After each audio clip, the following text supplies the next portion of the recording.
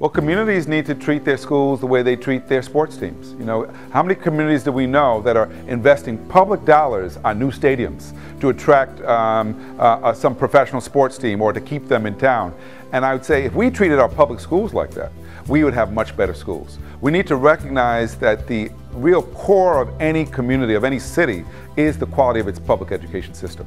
It's just like an infrastructure, right? If you don't have good roads, you're not going to be able to do good commerce. If you don't have an educated population, you're not going to be able to attract and retain good businesses.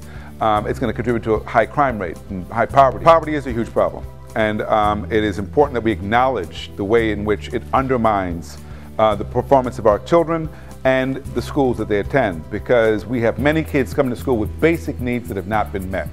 And we need to acknowledge that when you ignore the health needs of our children, when you ignore their lack of housing, their lack of social and emotional support, it will in fact affect academic achievement. And we've been ignoring it for a long time.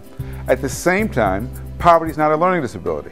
Just because a child is poor doesn't mean they're not capable of learning if we pay attention to their needs and if we place them in stimulating learning environments where they're academically engaged.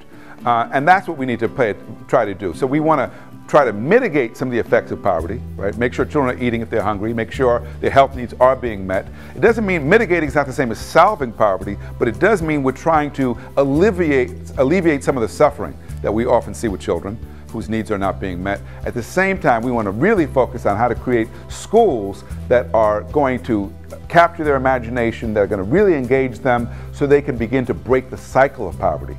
That's what we want. We want education to play a role in breaking the cycle of poverty, and it's done it before for many people. I'm a living example. It can happen. We just need to find ways to create schools where it's happening for a larger number of people, not just a few exceptions. Parents are the first teacher for any child, and therefore the foundation they lay for a child is really important for helping that child to become ready for school.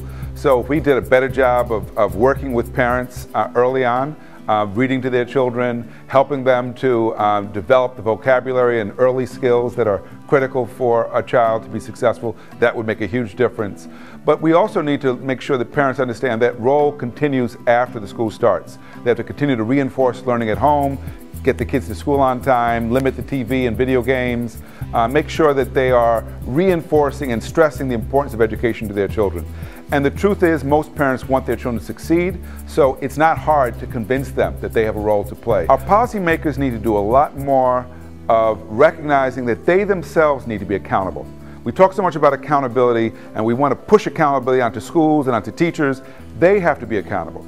They have to be accountable for making sure that the schools get the resources they need to meet student needs. They have to be accountable for making sure they're not implementing policies that actually make the job of educators more difficult. And I'd say, unfortunately, that's what we've seen in many states and in the federal government, that the policies are actually getting in the way of educating our kids because we've become fixated on test scores and not focused nearly enough on quality teaching and how to make sure our schools are environments that are conducive to good teaching and learning. So I would say our policymakers need to spend a lot more time listening and learning from experienced educators. If you think about it this, we would never set healthcare policy without talking to doctors. We would never set military policy without talking to people in the military. But we set education policy without ever talking to educators. We are sooner to talk to CEOs of corporations than we ought to talk to experienced teachers and principals about how to create and design policies in education. And that's one of the reasons why we end up with policies that are not well thought out and that often contribute to many of the problems we experience in our schools.